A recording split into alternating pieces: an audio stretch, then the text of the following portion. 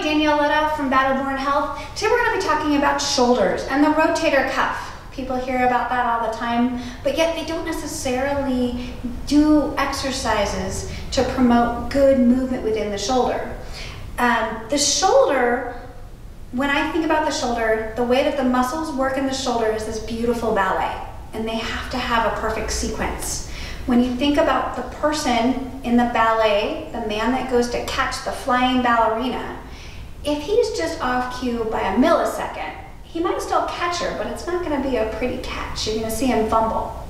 And that's what happens in the shoulder. If we don't have the rotator cuff firing at the right sequence, the shoulder joint doesn't glide nicely.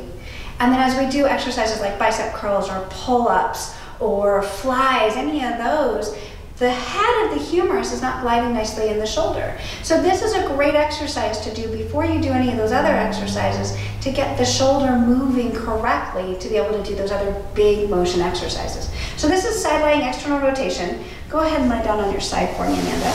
And I'm gonna have you put your hand underneath your head.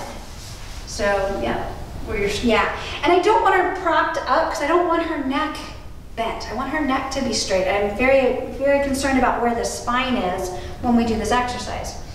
We're going to put something underneath her arm so that there's some nice space for the shoulder. Bend your knees just a little bit more for me. All right.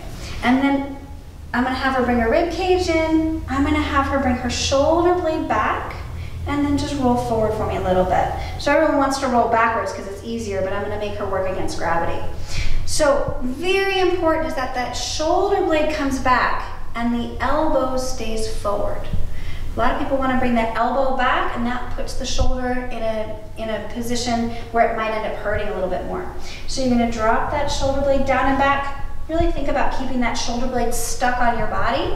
And then you're going to squeeze it with a towel just a little bit for me, just a little bit. And rotate the forearm up. And then again, squeeze the shoulder blade back as you slowly let the shoulder or the forearm roll backwards, or back down, sorry.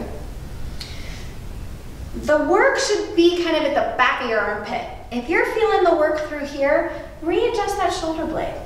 If you're feeling the work up here, you can actually turn your head more towards the floor, and that'll take some of the work off here. People who have neck problems, this is a wonderful exercise to get the shoulder to start helping your neck.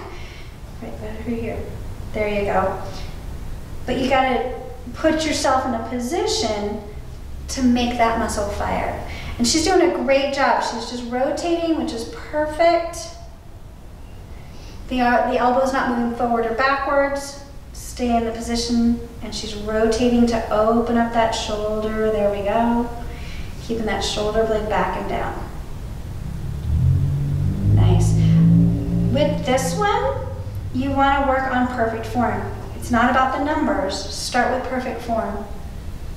And you might eventually want to get to 3 sets of 10. Squeeze that shoulder blade back just a little bit. There you go. But start. If perfect form means 2, then do 2. Maybe next week you can do 5. Maybe the week after you can do 10. But don't try to do 3 sets of 10 with poor form, because that will not get you what you're looking for. Great job, Amanda. Thank you.